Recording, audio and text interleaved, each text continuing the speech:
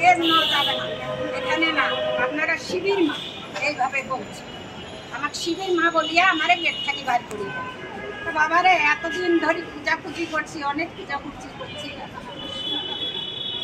আমার সন্তান আমারে বুকে ফিরিয়ে দেন। তোমাদের কাছে আমি ভিক্ষা চাই, আমাদের কাছে সব কিছু ভিক্ষা চাই।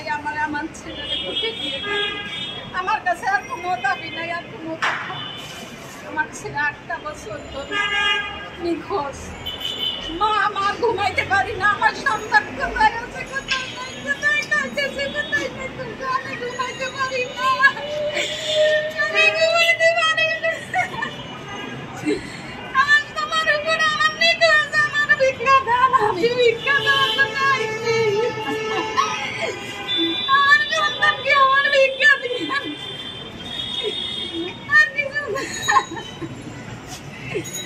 আমি টিভির কাছে গেছি, টিভি আমার না, এখানে নাই, এবং আমি গেছি যাওয়া মানে জানে।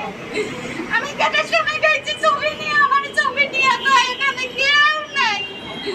আমরা রাখি না, খালা আমি রাখি না, এখানে আমরা বিয়ে দেই। বড় আনে গেছি, বড় না আমারে ভাগ করি দেয়। আমার কেউ সাহায্য করে না, তোমার কাছে আইছি আমি। আমার সন্তানকে আমি ভিক্ষা চাই, তোমাদের কাছে আমি ভিক্ষা চাই।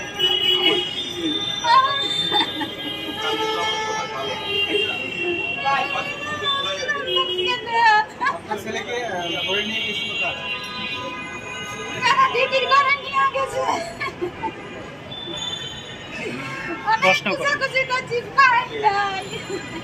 আপনার সন্তানকে কখন ধরে নিয়েছে এবং কে ধরে নিয়েছে?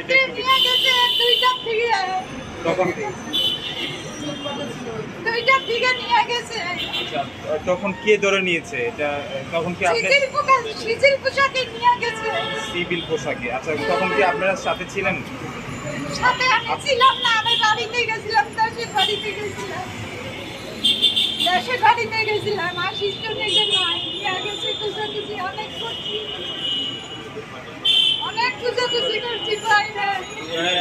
এই 5ই আগস্ট সরকার পতনের পর আপনারা কি থানায় গিয়েছিলেন? থানায় গিয়েছিলাম, থানা তো কোনো হয় না, কিছু হয় না।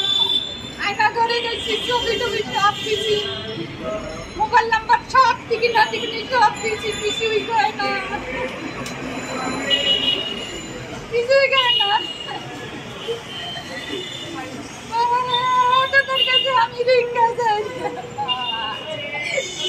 আমি মা আমার বুক কালি।